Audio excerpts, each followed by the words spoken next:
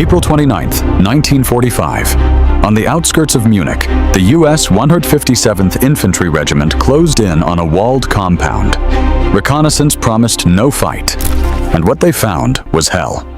On the rail siding, 39 wagons overflowed with rotting corpses, the stench thick enough to choke on. A few hundred meters away, the crematorium still spat smoke, its flames devouring the last of the dead. The camp's chain of command had already broken apart. 3 days earlier, Dachau's last full commander, Eduard Weiter, abandoned his post and fled toward the Alps. That left the job of surrender to Heinrich Wicker, a 23-year-old SS lieutenant far down the ranks. Wicker had no real authority over the entire camp, yet he now stood as the highest-ranking SS officer on site. The one person who could still exert some control over the situation was Victor Maurer, a Swiss Red Cross delegate who had arrived the day before. It was a long line of 39 freight cars, baking in the spring sun. The stench reached the soldiers before the sight did, an acrid, rotting sweetness that clung to the back of the throat. Inside, bodies. Over 2,000 of them, stacked and tangled in heaps. Men, women, even children. From there, they stepped into the medical experiment block. The first room held a massive tank of icy water, once used for hypothermia trials. Next, a steel decompression chamber, designed to mimic high-altitude flight. Dr. Josef Kintzy, a Czech prisoner and physician, explained that some test subjects died when the pressure changes ruptured their internal organs. Further in, other rooms contained surgical tables and trays of instruments.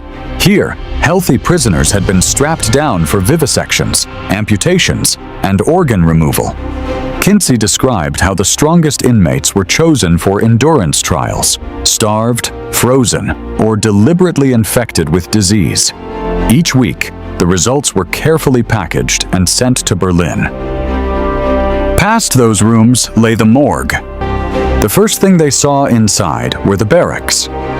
What they found was even more shocking. Buildings built for 500 men now crammed with more than 2,000 each. The air was thick with waste and disease. Prisoners crawled or staggered forward, some leaning on each other, some silent with eyes sunken deep into their skulls.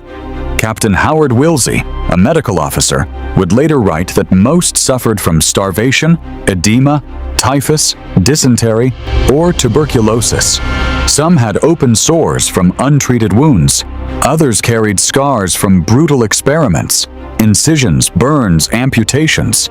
Inside, over 32,000 prisoners hovered between life and death, skeletal, fevered, eyes hollow with starvation. Nearby, some SS guards had stacked rifles in neat surrender. No senior German officer came forward. Only a young lieutenant offered surrender without papers or orders. Then came the gunfire and the brutal massacre.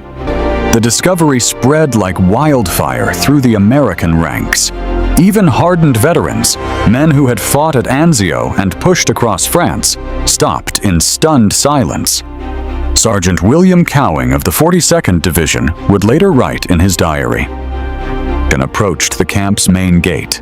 At the front walked Victor Maurer, a Swiss Red Cross representative, holding a white flag. Beside him was SS Untersturmführer Heinrich Wicker, just 23 years old, calling for the elimination of witnesses and a final cleaning. These were not vague phrases. They were coded instructions for a mass killing of every prisoner left alive. The realization hit hard. The Americans had arrived only hours, maybe minutes, before the SS could have carried out a massacre. He knew about an order for the camp's final evacuation, a Nazi code phrase for killing all remaining prisoners. He managed to convince Wicker to abandon the plan and instead offer the camp's surrender to the Americans before they arrived. But the situation was anything but clear. Wicker told Brigadier General Henning Linden that around 100 SS men had already stacked their weapons in surrender. In the adjoining office, soldiers opened a stack of logbooks. The pages were neatly ruled, each line an entry. Prisoner numbers, dates, and the cause of death. Most were the same hollow phrases: heart failure, pneumonia, natural causes. Yet the numbers told their own story. In April alone, over 4,000 deaths. Some days saw as many as 250. The coal yard, as it appeared in reports, was a rectangular space partly surrounded by brick walls, once used to store fuel. Colonel Felix Sparks had chosen it as a temporary holding spot for captured SS guards until there was time to set up proper prisoner processing.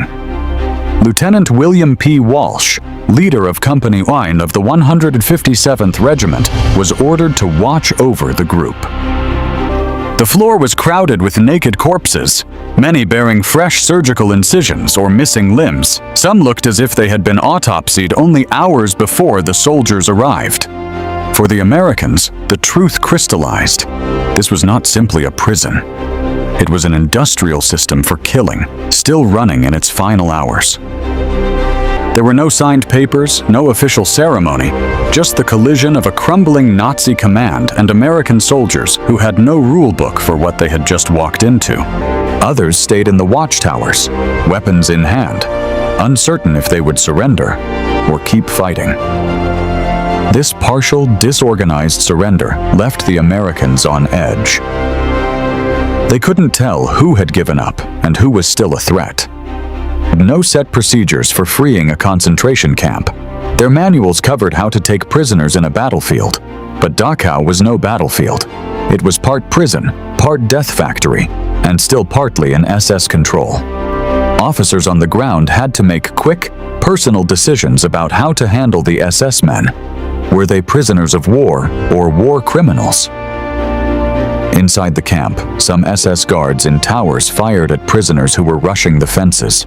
American snipers returned fire.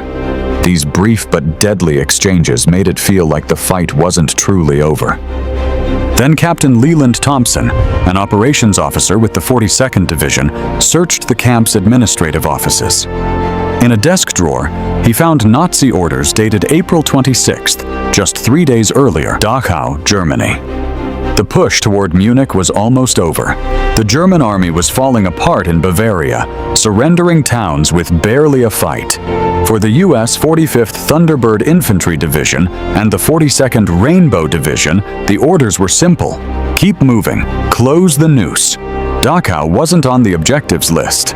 It was just a walled compound with towers, spotted by reconnaissance along the route. Lieutenant Colonel Felix Sparks, commanding the 157th Infantry Regiment, ordered his men to move in cautiously. The perimeter was suspiciously quiet. That's when scouts found the train. The ranking officer left after the camp command fled the day before. Maurer told Brigadier General Henning Linden of the 42nd Division that the camp held more than 32,000 prisoners, many gravely ill with typhus. He also warned that while about 100 SS men had already stacked their weapons in surrender, several guard towers were still manned, and there were armed capo prisoner functionaries inside.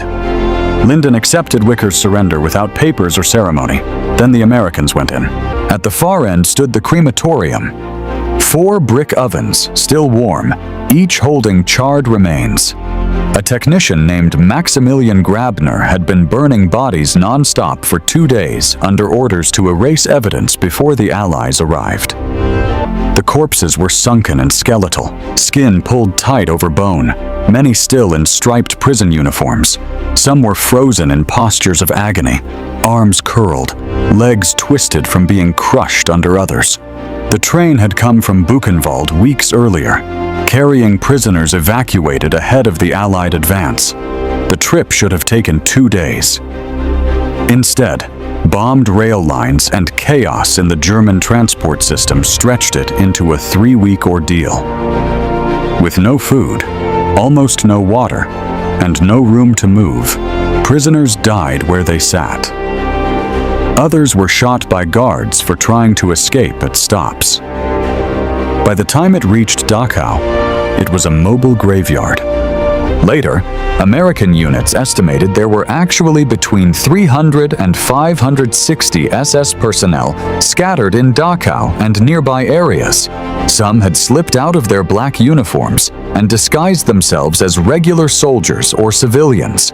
That knowledge added to the growing anger among the troops toward the guards now in custody. Dachau had already begun to spiral.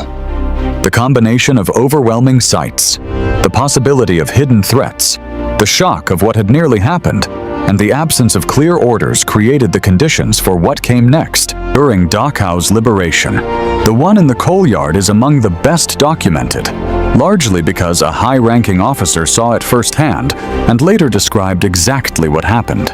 It unfolded around 2:45 p.m. in a small enclosed area behind the main camp.